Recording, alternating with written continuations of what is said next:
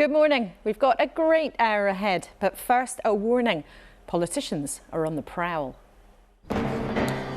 Careful if there's a knock at the door. How are you doing? Sorry to disturb you. I'm here. They're after your backing. Keir Starmer wants to grab control in Middle England, Swindon. Do you believe that Britain deserves better? The Lib Dems subtly using a tractor to go after the countryside vote. The British people can send the Conservatives a very strong message that they're fed up of them. The Prime Minister on his home patch, yes, pointing out the potholes.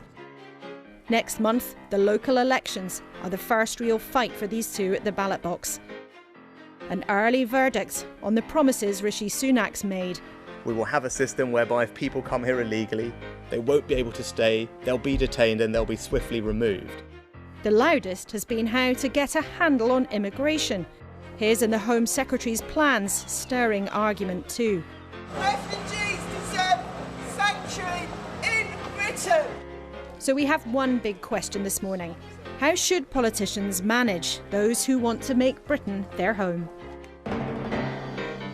This morning, for the first time, we're joined live by the Home Secretary, Suella Braverman, the woman who's trying to sort out the mess of the migration system. But what would Labour's answers be? Lisa Nandy joins us live from Salford too. But that's not all. Is it a daring new world or a grave danger? Or maybe both? We'll talk to a billionaire investor, Jan Tallinn, who thinks artificial intelligence must be controlled. And her stories, her characters are heading to the silver screen. Judy Blume, the author, agony aunt for a whole generation of young women whose books are being banned again in America, on what's going on across the pond. Bad stuff, and that's what I think of it. You know, bad politicians. And with me at the desk for the next 60 minutes, countryside queen Minette Batters, the president of the National Farmers Union, the UK boss of mega website eBay, Murray Lamble, and the Labour mayor of West Yorkshire and former Corrie queen, Tracy Brabin.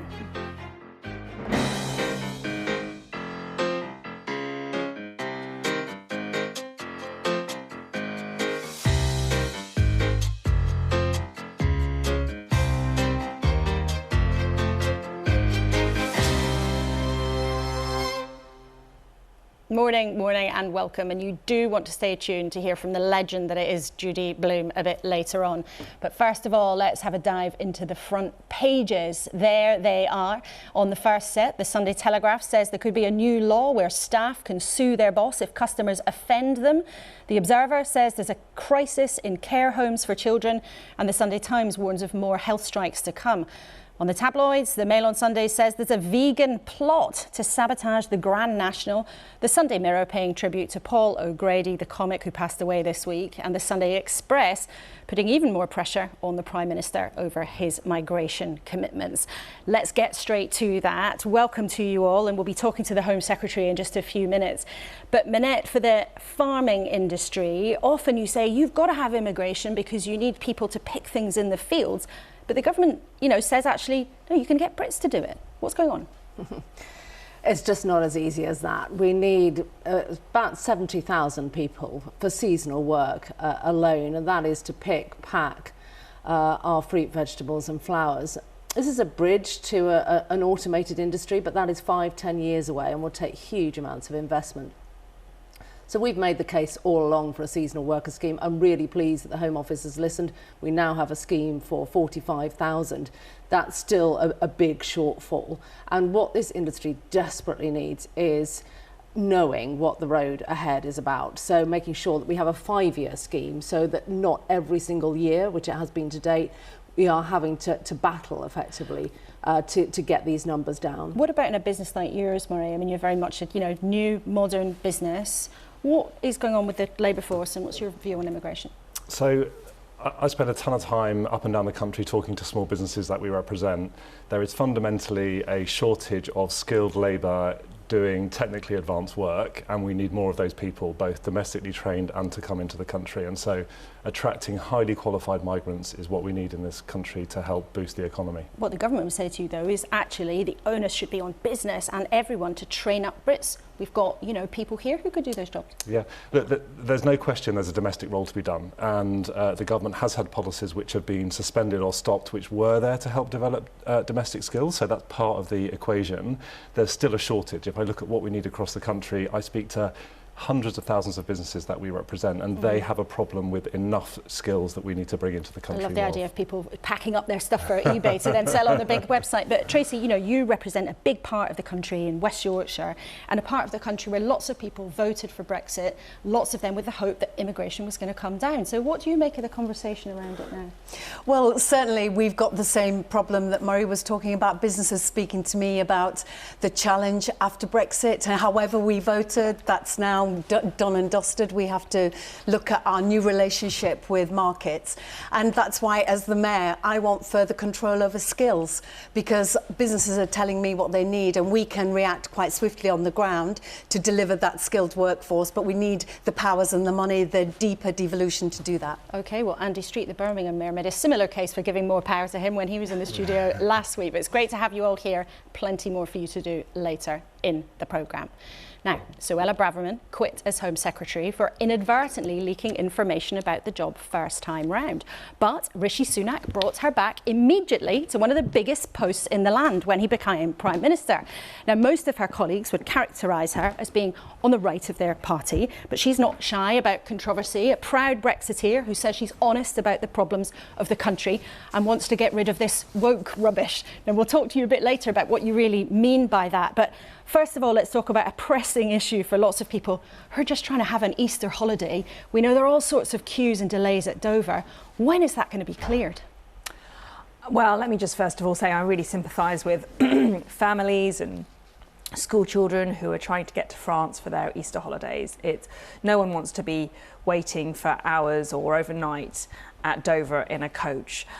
There's been some really good working by the ferry companies. Effectively, what's happened is they've seen an acute pressure of bookings, of coaches and journeys across the channel. It is a very busy time of year. There's been some bad weather, but they've been putting on extra journeys overnight. They are positive that this will be eased very soon. I just urge people to have a bit of patience. And what do you mean by very soon? Because we've seen this before. You know, it does seem that every school holiday there is this big pressure, and it happens that people get the beginning of their holidays ruined. So can you tell people when it's going to be sorted? Well, this is ultimately an issue for the ferry companies. The government is in close contact with the Kent Resilience Forum, with the companies, with the authorities to ensure that they've got the right support necessary. But ultimately, this will ease. It will, I ask everybody to check their journey times carefully, but it is a busy time of year. I would say, generally speaking, our borders are flowing very, very well, and we do have very quick processes. It will just require a bit of patience. Do you think it is going to happen, though, every school holiday? I mean, is this just something we should expect now? No, not at all. I think if you look into recent years, I mean, things have been very smoothly, operating very smoothly at the border.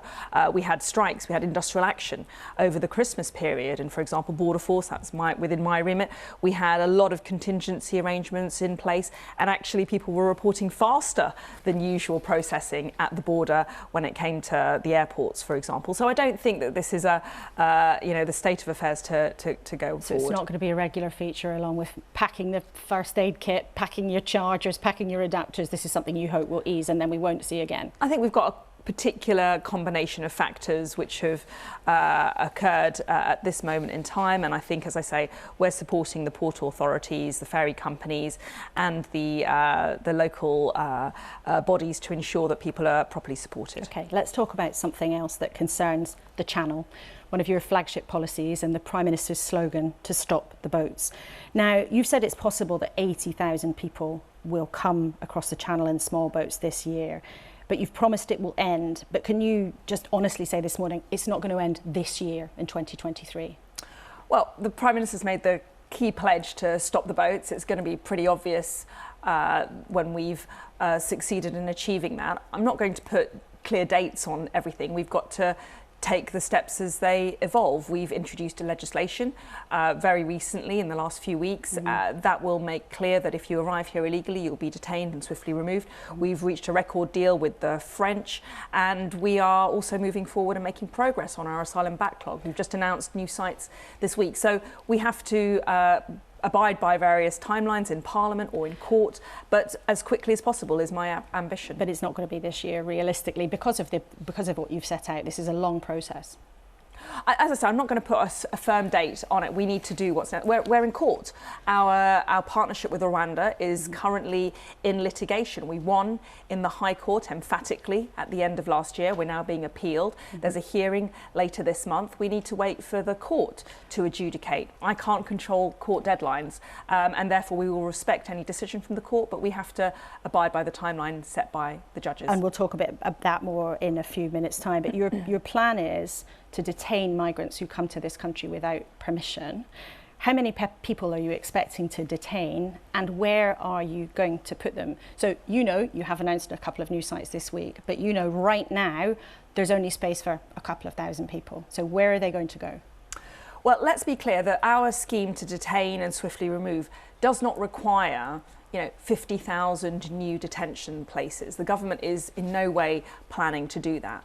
What we need to do is... What happens if 50,000 people arrive? We do need to increase our detention estate. We've got several thousand places already that we use, and we've got capacity there. We will need to increase some of our detention capacity.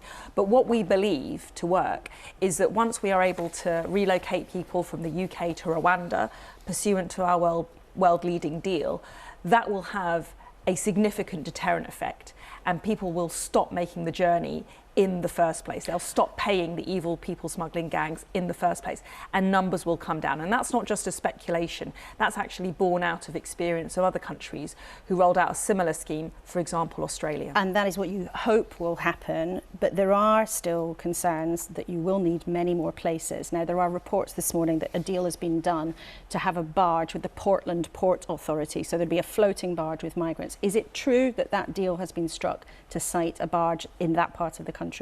Forgive me, I'm not going to get into the details of private commercial negotiations. We announced it's in the newspapers this morning. You can tell us if it's true or not. We're talking to a lot of operators, a lot of owners of lots of different kinds of property around the country. We've announced sites earlier this week. Those are sites where we have a level of confidence. We're able to be public about those sites. We're aiming to roll out those sites very quickly and start making them fit for accommodation purposes and relocate people onto those sites for asylum purposes.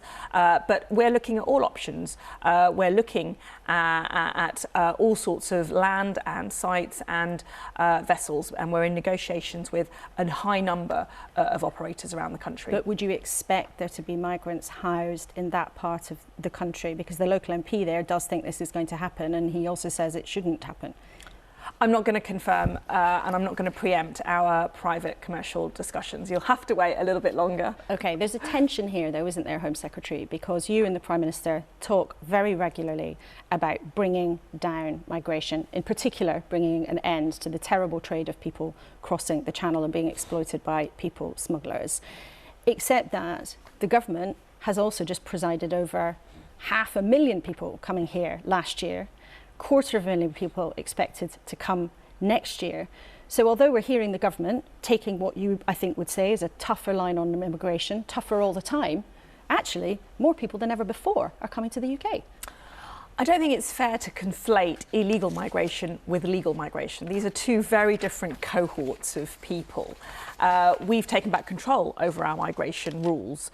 After Brexit, we set up a points-based system, and therefore we have made, as a government, the decision to issue visas for work or study purposes, depending on legitimate rules that we have set up. That is very different to people coming here illegally, putting their lives at risk, paying evil people smuggling gangs, breaking our rules, and coming here to game our system. Those cannot be considered in the same, together in the same way. Except many of our viewers this morning might think, well, hang on a minute, we did vote, many of them, to take back control of immigration, and for many people that meant immigration coming down. And indeed for you said in October you wanted immigration to come down to the tens of thousands. Now, is that still what you would like?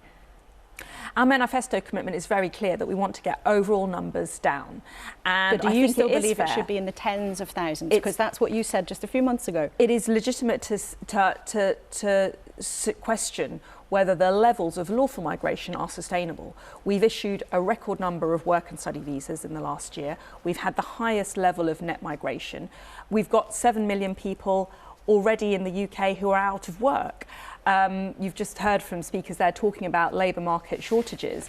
We have to get the balance right. We need to incentivise people already here to get back into the labour market, and we need to get the balance right between the number on the number of people coming in for labour purposes. But I think our viewers this morning will want to know, Home Secretary, if you, as the person in charge of this system, believe that legal migration should be in the tens of thousands rather than the 500,000 it was this year. It's a clear question. Do you still think that immigration should be in the tens of thousands? The clear answer I can give you is that I support our manifesto commitment to get overall migration numbers down, including legal migration. But you said so in I October. do believe. Have you changed your mind? I do believe that we have, the high levels of the high numbers of people coming in through work and study routes is high.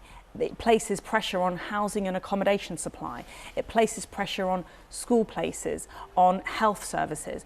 Those are reasonable concerns, and we need to make sure that we're getting the balance right of encouraging our domestic workforce back into the labour market, and also ensuring that we do allow those highly skilled workers, those people who will come and help various sectors in our economy to thrive. Let's talk then about your plan for migrants to go to Rwanda. I know you're proud of the deal that you've done with the Rwandan government, and you're happy about the arrangements that you've made with that government. But if migrants do end up there from the UK, if you get your way in the courts, if they're not happy, should they be able to protest about their living conditions once they get there? Well, our scheme makes it clear that if you come here illegally, you're going to be detained and thereafter swiftly removed to a safe country or to a country from which you came if it's safe. Rwanda is our first choice of country to which we want to relocate you. Rwanda is a safe country. That's been upheld authoritatively by the High Court. We're in an appeal process, but there's an emphatic judgment and analysis by senior judges who have looked at Rwanda, looked at our arrangements with Rwanda, and concluded that they are in compliance with international law, compliant with human rights laws, refugee convention laws, and actually that Rwanda is a safe country. And I've just been to Rwanda. And I know you've just been to Rwanda, but I asked you a specific question. If people go there and those conditions are not upheld, should refugees in Rwanda be able to protest at the conditions that they're in? We've dramatically reduced the avenues for legal challenge, because what we've found is that people use... I need to get to it. And what we found is people use legal avenues in a vexatious and frivolous way to thwart our ability to remove them or detain them. We need to dramatically reduce the legal avenues of challenge. But I'm asking you about people, if they are sent from this country to Rwanda, what would happen to them once they are there? Is it safe to send refugees to Rwanda from Britain? You sound like you are completely convinced of that. I am convinced that it is safe to send refugees to Rwanda. Now, the reason I ask that is that in 2018, a group of refugees in Rwanda did stage a protest because their food rations were reduced. Do you know what happened to them? I'm not familiar with that particular case. Okay, well, I can explain to you and explain to our viewers what happened then. According to the United Nations refugee body, a group of refugees staged a protest. The Rwandan police then fired live rounds at them, and 12 people were killed. Now, the Rwandan government says it was a last resort, there was violence at the protests, but the United Nations and eyewitnesses say that live rounds were fired. We can show some pictures of what happened in the aftermath of that protest, and we've verified the location and the date at which that happened. Are you sure still that it is safe to send refugees to Britain and to Rwanda? And I suppose the point here is, if something went terribly wrong, would you end the arrangement with that country? Would you say, okay, you know what, that was a mistake, bring people back? Well, as I said, that might be 2018. We're looking at 2023 and beyond. The High Court, senior expert judges have looked into the detail of our arrangement with Rwanda and found it to be a safe country and found our arrangements to be lawful. Rwanda, from which I've just returned, takes 100,000 refugees and resettles, and I met some of them in Rwanda on my recent visit from countries in the region. They have nothing but gratitude and thanks for Rwanda, for the resettlement scheme that Rwanda has put on for, as I say, over 100,000 people who are fleeing persecution, fleeing conflict. They have a track record of successfully resettling and integrating people who are refugees or asylum seekers. I think we're on strong ground to say that Rwanda is a safe country. It is the right solution for us grappling with our small boats problem, and I believe it will strike the right balance of providing a humanitarian package of support for people who are refugees, but whilst at the same time being a deterrent to those seeking a life in the UK. The United Nations, though, has said very clearly that it is not a safe place for refugees. Yeah, and the High Court disagreed with the United Nations. And that's being challenged? The United Nations that's being appealed? Yeah, and we're going through the process. I side with the court. Ultimately, they heard out, they listened to the United Nations in evidence in this hearing. They disagreed with the United Nations assessment. The United Nations continues to work with Rwanda to resettle thousands of people every year in Rwanda, regardless of those concerns. So, in my view, and in the view of the court, and in the view of 100,000 people who are already in Rwanda, Rwanda is a safe country. It is appropriate for our purposes to work in partnership. And you're determined to go ahead with it, and it's a complicated problem to solve. But I ask you again the question, if something terrible like that happened, where 12 refugees were shot at and lost their lives, if something awful happened when refugees were sent from the UK to Rwanda, would you end the policy? What I will also say is our legislation makes provision for those extreme circumstances whereby if there is something unforeseeable, serious and irreversible harm, someone would be able to challenge the decision. We consider that to be a very outside chance, a very extreme situation, but there's always allowance in the legislation to allow for that. In the deal as well, which we've had a good look at it, there is also a suggestion that the UK will resettle some of Rwanda's most vulnerable refugees. How many people do you expect will come to the UK from Rwanda under this scheme? No, we don't foresee that happening. Well, hang on, it's in the agreement. It says the participants will make arrangements for the United Kingdom to resettle a portion of Rwanda's most vulnerable refugees in the United Kingdom. Our arrangement is very much focused on people who are coming to the UK from safe countries and unlawfully, and then being resettled to Rwanda. But it's in the agreement then. So why did you sign it if it's in the agreement? That's what it says in black and white. Our scheme is uncapped. It means that we can potentially send over several thousands of people from the UK to Rwanda. When I went to Rwanda, I saw with my own eyes how Rwanda is getting ready to receive these people. And you have said that, but is there a limit on the number of people that Rwanda could send back to this country? Because you've signed an agreement that says in black and white the United Kingdom will resettle a portion of Rwanda's most vulnerable refugees. The balance and the reality of this agreement is that Rwanda is taking people from the United Kingdom. We are resettling people who have arrived here illegally and therefore will be removed or relocated to Rwanda. As I've said, I've just seen the accommodation that's in train. They're building the housing that will be used to accommodate people who are coming from Rwanda. I visited a school that will be used to support the education And you've said that, needs. but it is clearly here in black and white that the agreement you have signed also says that the United Kingdom might have to take refugees from Rwanda. But I think our viewers will hear that you don't want to address that point. Well, so the arrangement is very clear. On a balance and overwhelmingly, Rwanda will be taking people from the United Kingdom, not the other way around. OK, well, let's talk about an important announcement that you are making today, and we'll be talking about this week, about terrible abuse, sexual abuse of children and grooming gangs. Now, you are announcing that after many years of this being made as a suggestion, it will be mandatory for people to report child abuse, whether it's a teacher, a social worker. This is something that has to be reported. But how will that work? Will it be just if there's a suspicion or evidence? And why will that make a difference? Well, what we've seen is a large-scale problem. I would call it one of the largest scandals in recent British history, whereby in towns around England and around the country, vulnerable white girls who have been living in troubled circumstances, in challenging situations, have been abused, exploited, drugged, raped by networks of gangs of rapists, and we have to be honest about the fact that some of these gangs have been overwhelmingly British Pakistani males.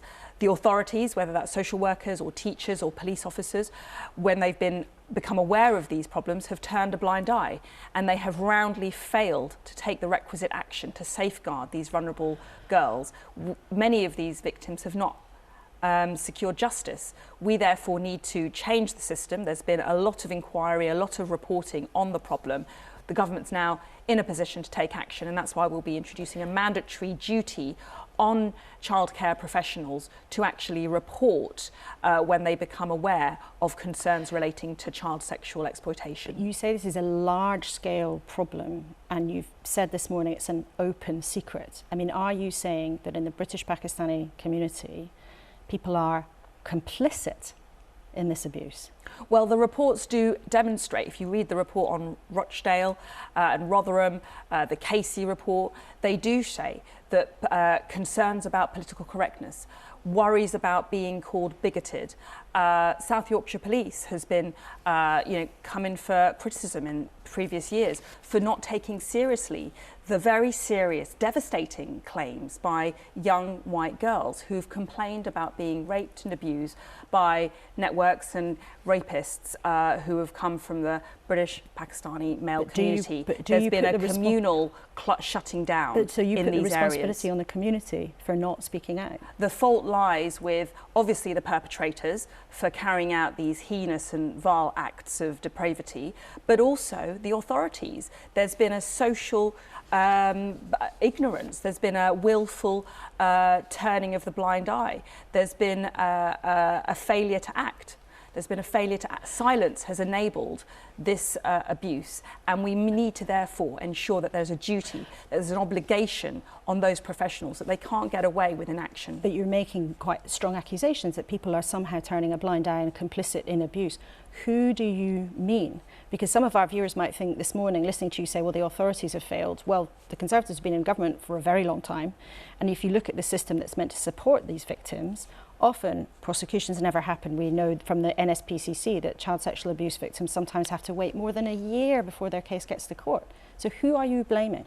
Well, if we want to get political about it, didn't want to get political about it, but some of these councillors, senior politicians in Labour-run areas over a period of years absolutely failed to take action because of cultural sensitivities, not wanting to come across as racist, not wanting to call out people along ethnic lines.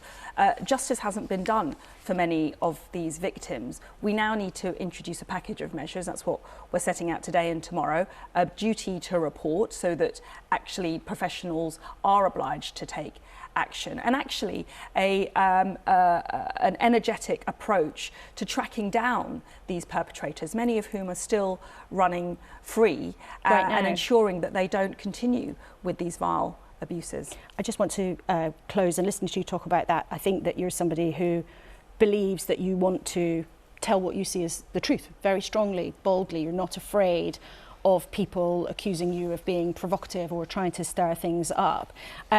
I just wonder, for people listening to you this morning, and you're relatively new in a big job, what kind of Home Secretary do you think you are? And maybe what kind of Home Secretary do you want to be? What do you want to be known for? Well, I want to be a Home Secretary who gets things done, a doer, and someone of action and results overwhelmingly. I want to be a Home Secretary. I hope I am a Home Secretary who speaks really for the patriotic, law-abiding, often silent majority. A Home Secretary who reflects the views of her constituents in Fareham, who are decent, fair-minded, law-abiding people. A Home Secretary that's going to tell the truth about problems that we are grappling with in our society without fear of offending celebrities or media outlets. But what about offending parts of the public? I mean, do you care if you offend people?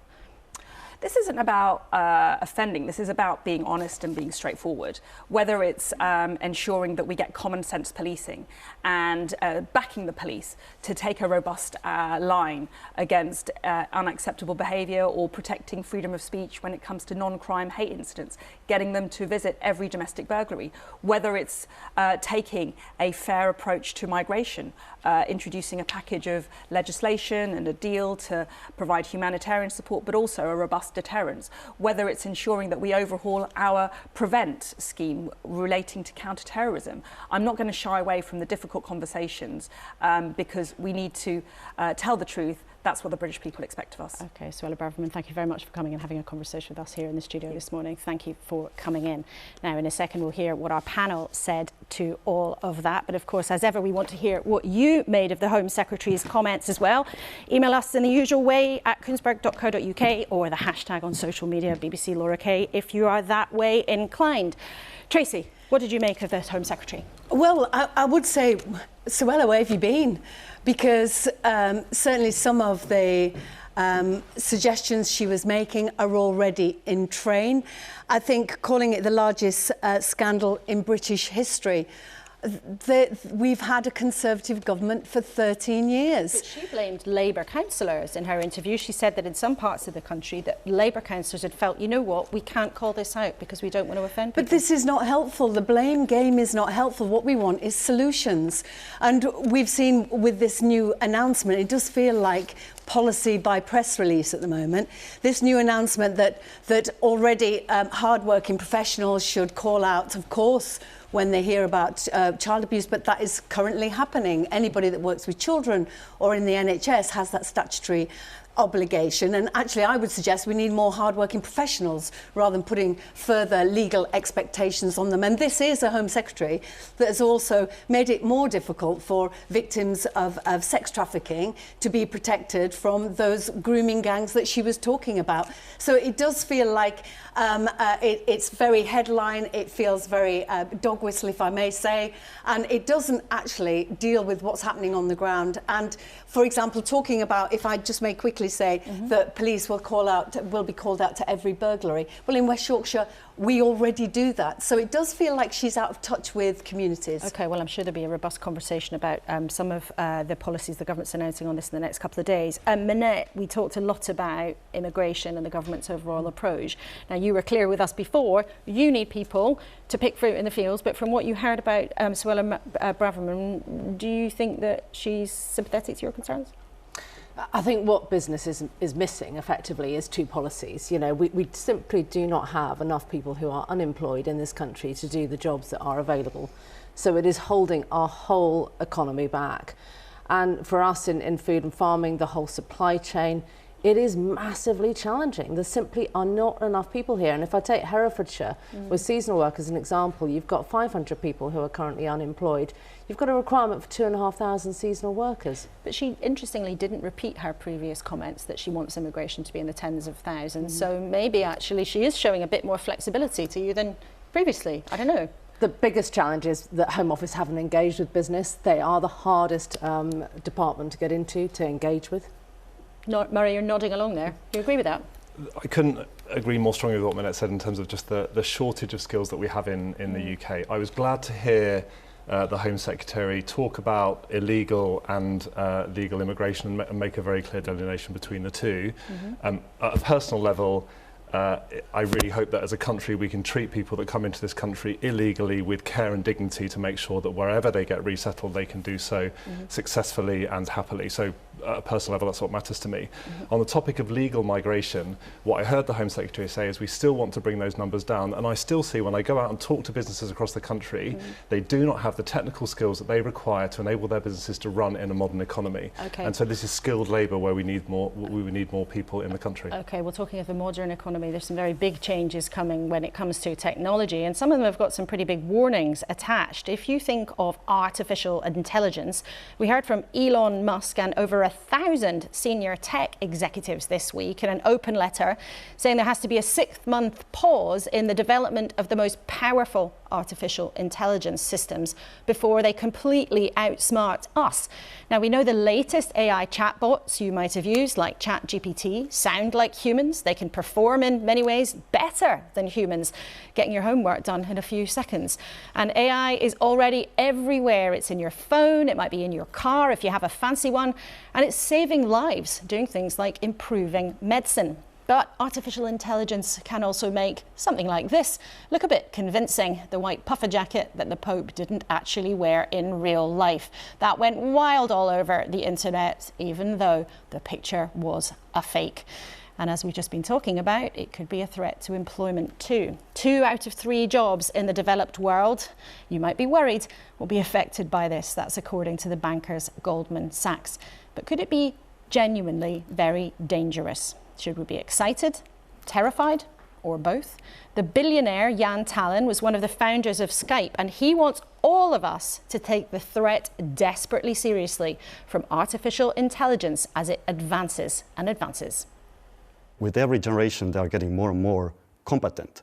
And the only way we can control them right now is by being more competent, understanding the world better than they are, than they do. So we can still so-called pull the plug. However, it's not guaranteed as they get like very competent. It's not guaranteed that we can continue to control them in a way that we would like.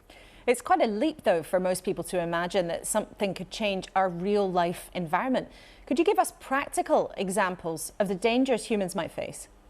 Sure. Again, I think it's kind of important to look at what humans have done on this planet as a result of our economy. And like, I mean, the biggest kind of acknowledged problem that humanity has caused, the global warming, that is a side effect of our economic activity on this planet. We are concerned about things like significant increase of temperature on this planet. Now imagine if you substitute human civilization with AI civilization, a civilization that could potentially run millions of times faster than humans. I mean, if I'm pressed for things that, okay, what is the concrete thing that can go wrong, then I'm starting to think about things like nanotechnology. For example, AI taking over labs that can produce, that can synthesize DNA, that can pull proteins into 3D structures, that can that can then manipulate the environment much faster than anything human scale can. Some experts in your industry, though, think your letter was over the top and there's some scaremongering going on. What do you say to that? Last year, there was a questionnaire among top published machine learning researchers in the field. And half of them, and I repeat, half of them, thought that AI can be existential risk. The probability of AI being an existential risk is 10% or higher. So I think it's important to notice that if you have, as the metaphor goes, imagine that you're boarding a plane and there's an announcement that half of the engineers who built the plane think that this plane is going to crash, or there is at least 10% chance that this plane will crash. Then the correct response is to not fly. Do you think politicians understand the risks? So I think they increasingly do, yes. The thing with current paradigm of AI is that there is this big so-called pre-training regime. I mean, GPT means generative pre-trained transformer. So the pre-training phase is really expensive, really big experiments. So they are kind of comparable to enrichment of uranium. There is direct analogy to nuclear proliferation controls, because you have this expensive phase in AI. In nuclear case, it's enrichment of uranium, and in AI's case, it's the pre-training phase. There are huge benefits for humankind from this technology, though. Oh, yeah. I mean, at the end of the day, I'm a technologist, so I'm definitely not calling for complete stop on AI research. And in fact, the letter was very explicit about that worry really is those big pre-training experiments that are run that are resulting in uncontrollable AI. I think the rest of the AI field is just fine. Is it realistic that governments can regulate here? Isn't it down to the very powerful companies and very wealthy tech leaders like you to do it? I mean, I know personally that like many of the people who are going to be in the leading front of AI revolution, so to speak, and they're also human, and they want to live, right? And so it's in their kind of almost egoistic interests to make sure that this thing goes well. But like, of course, they have like very different constraints than I do. I'm not like I don't have that job of leading any AI companies. Therefore, like I can speak more freely than they can. But behind the closed doors, they're very sympathetic to these concerns, and even not behind closed doors. Do you regret your own involvement and investment in developing this type of technology? My rationale for investing in AI companies is that this gives me a ticket to hang around in the kitchens of AI companies and talk about the risks of AI, and always made sure that I am not a majority investor. So realistically, if I hadn't invested, they would have gotten investment from elsewhere, from venture capitalists, etc., who don't share the concerns that I have. Jan Tallinn, thanks very much. Thank you so much. Well, that's the first billionaire I think we've had on the programme. I mean, Murray, you run maybe not a business as big as the ones he's been involved in, but you run a big tech business with eBay. And you hear that and you think, this is really dangerous. But should we be concerned, or, you know, is some of this hype? Look, I think the first thing is that AI, as you mentioned, has been around for many years, and we're all exposed to it in many ways. If I think in our business, we recently acquired an AI-based business to protect consumers and businesses from fraudulent activity, to stay ahead of fraudsters. That's wonderful. So that's a goodie AI. Yeah, we translate millions of product items for consumers all over the world so they can buy products from British companies, and that's amazing. That happens at a scale that couldn't happen before. What's clear now with generative AI is that it's a new scale of evolution. It's very hard to legislate on that. It's very hard to know what that might mean. But what's important is, how do you stay ahead of that, and how do you stay very close to what technology is coming? And Tracy, I won't ask you to be disobliging about your former colleagues in Westminster, but do you think the way actually that politicians set up regulation, do you think they've got a cat's chance in hell of staying ahead of this? Well, we see at the moment, don't we, with the data bill, that no, actually the UK is behind others in understanding how important it is to be ahead of the game. Now, of course, it's an amazing thing, AI. And really, the UK is really good at AI. It's good for health, yeah. It's good for all sorts of things. And actually in Bradford, we have the most postgrad AI data analytics students in the country. I'm very proud of that. The most diverse, youngest city in the UK. But I think we need to be ahead of it. We need to be on top of it, because if we're not, this is the country people will come to actually go further than we need. And I would say we have to listen to these 1,000 tech experts, because if we don't, then who knows where we're heading. And Minette, I want to ask you about some other farming issues, but quickly on this. You read often that actually robots are going to be the answer for picking fruit and things. Is that realistic now? It's happening. I mean, we've got robots that can pick strawberries, but, you know, the dexterity of the human hand is absolutely key. So humans are still faster? Oh, much faster. I mean, humans will be picking 10 strawberries for every robot's one, and it's the same with apples and everything else. And so the technology exists, but it is nowhere near fast enough. And of course, it relies on human teaching to get it up to speed, but it's a long way off and huge investment needed. And briefly, I want to talk to you about another issue for the future, getting carbon emissions down, except what that might mean for farmers is being told what they can feed their cows. And without being too sort of classroom language about it, we're trying to control these bovine belches. What are farmers going to think about being told what to feed their flocks? Well, look, we've felt it's a great opportunity, effectively, for agriculture to get to net zero. So we really believe with the right innovation, right technologies, right policies, we can get there and beat the government's target. So feed additives, probiotics, to make sure that cows are emitting less methane is a really good thing, actually, and it's already online, but also better genetics, better health status. You know, I think we can really be world leaders, effectively, in leading how we get to carbon neutral food production. This is one part of. This is more serious than a cheap joke about cows. Yeah, and of course I said a flock, and of course that's terrible. It's a flock of sheep and a herd of cows. So to make that clear before the email inbox lights up with lots of complaints about my agricultural knowledge. Thank you, all three of you, for now. But I want to just quickly show you something else that was in the papers this morning, because you'll remember we've talked a lot about the Artemis mission to the moon. There's the giant rocket there. And the Sunday Telegraph this morning features 3 of the women who are vying to be on that next lunar trip back to the moon. And we hope after Easter that we might be able to speak to one of them from the Space Centre across the Atlantic.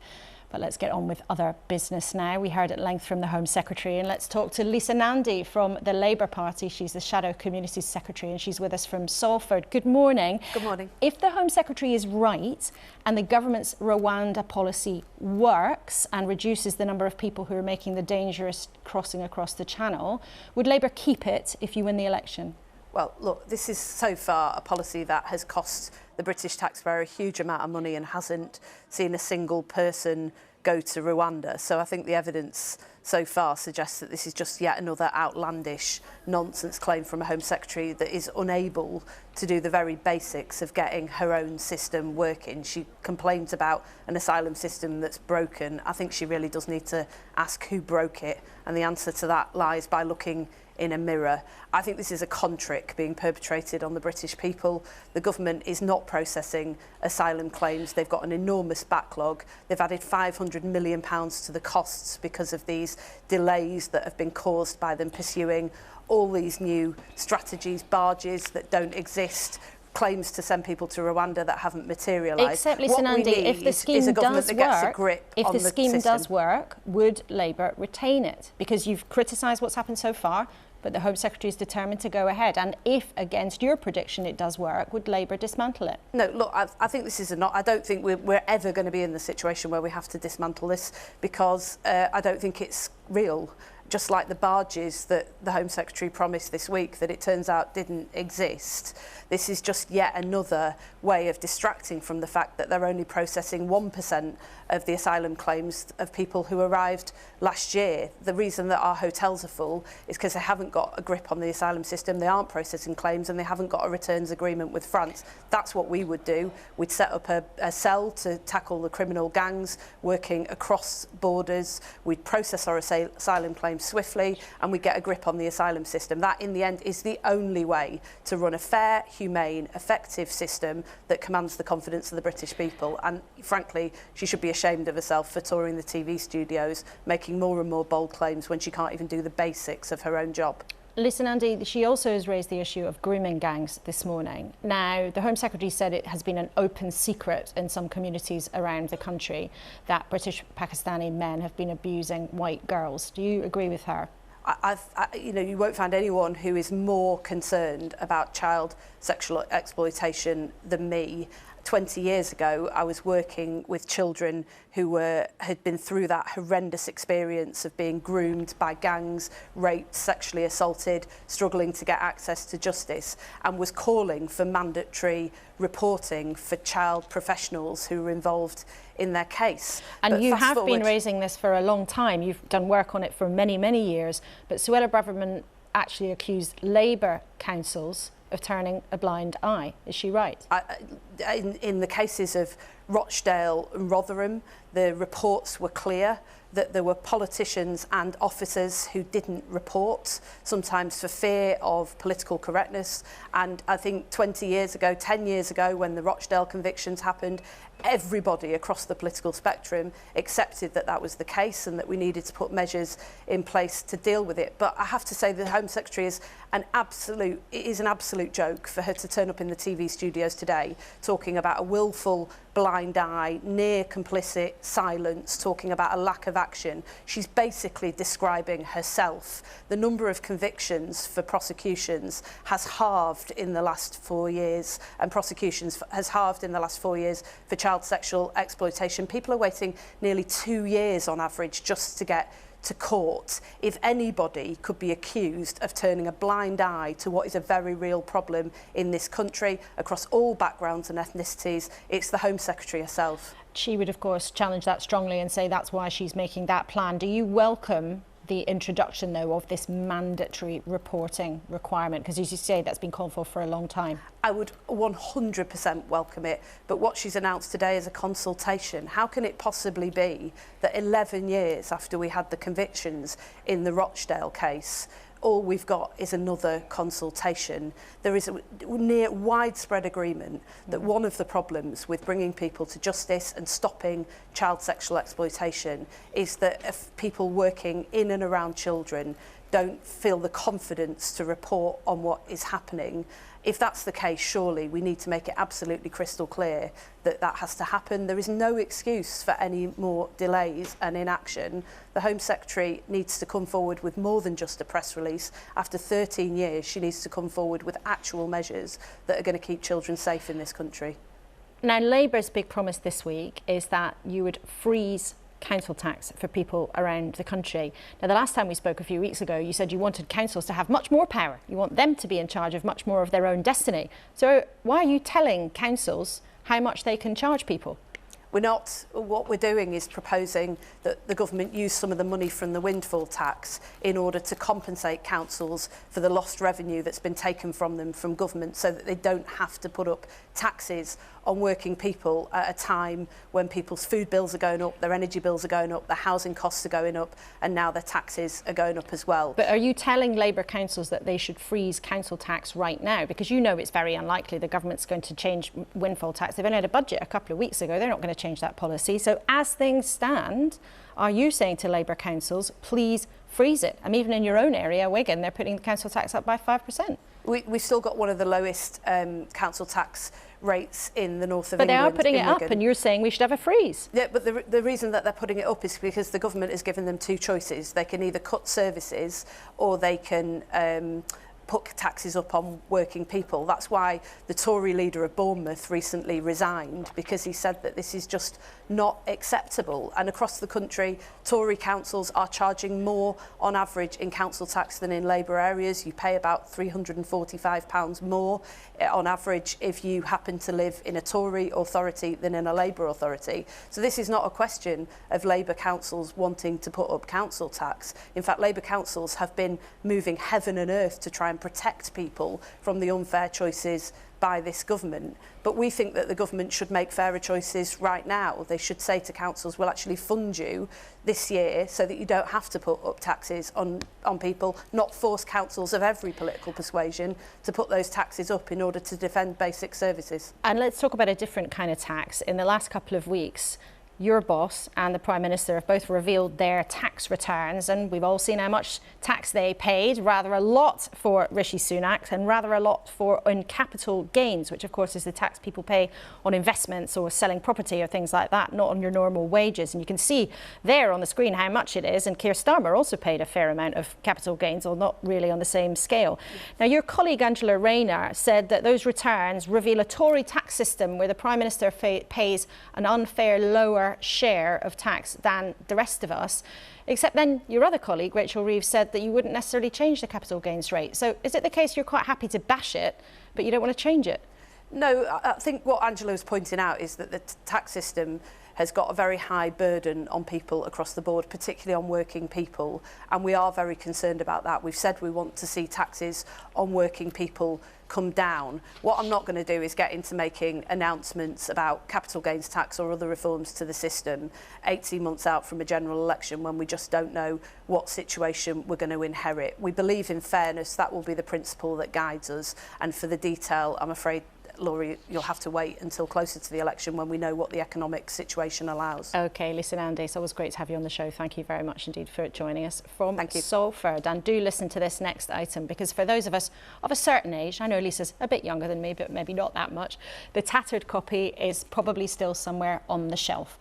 The books of the American author Judy Blume provided wise counsel and revealing details about what was going to happen to you as you grew up, to millions of girls. The stories were dissected and earnestly discussed by gaggles of friends then and now, including my gang's 11-year-old selves. But if you missed out on the work of the writer who's sold 75 million books, her novel, Are You There, God? It's Me, Margaret, is finally, after many years and many requests, hitting our cinema screens. So long after it was first written, I asked Ms. Blume, why now? It was the right moment because it was the right team. I just felt it in my gut. I'm here to speak to you today about your changing body. And it's true. It's so wonderful. I'm so glad I waited because it couldn't please me more. I love it. Please, please, please, please, please, please, please. I think it was my son who said to me, just wait until all those people who grew up with your books are in power in Hollywood, and you're going to see what happens. And I'm so glad that I'm around to see it. Now, you say you love the film, but what was it like for you to see it after all of these years? I was with my husband and we watched it, and we were, both of us, you know, we cried, we laughed, we cried, and we, what can I say? We became fans. And then the first time I saw it in a theater with an audience was a thrill, because it's a very different feeling. The laughter, you know, the laughter, the tears, people coming up to you after. I mean, women who are very well-known writers came up to me and they just sobbed. They weren't sobbing because the movie was so sad. They were sobbing because it was their childhoods. You know, it took them back and they remembered. Now, you've had so much success, but there's also been a lot of opposition to your books and the topics they discuss, like sex or young people being gay. And even now, some of them are being taken out of schools. What do you make of that? Well, you know, I came through the 80s when book banning was really at its height, and it was terrible. And then libraries and schools began to get policies in place, and we saw a falling off of the desire to to censor books. Now it is back. It is back much worse. This is in America. It is back so much worse than it was in the 80s. But Judy, you live in Florida, and the governor there, Ron DeSantis, has recently proposed expanding a controversial measure, the so-called Don't Say Gay law. Now, that restricts talking about gender and sexuality in schools. Stepping back for a second, what do you think is really going on in the United States right now? Bad stuff, and that's what I think of it. You know, bad politicians who, drunk with power, who want to get out there, and I don't know what they're trying to prove, really. I mean, there's a group of mothers now going around saying that they want to protect their children. Protect them from what? You know, protect them from talking about things, protect them from knowing about things, because even if they don't let them read books, they're still, you know, their bodies are still going to change, and their feelings about their bodies are going to change. And you can't control that. They have to be able to read, to know, to question. If you want to be in the club, then you have to wear a bra. And what do you think Margaret and her mother would have to say about all of that? You don't want to hear the words that I would use about that, but I know that Margaret and her mother would be very much wanting to protect a young person, any person's right to read, right to intellectual freedom, right to choose. Judy Blume, thank you so much for speaking to us. Thank you so much.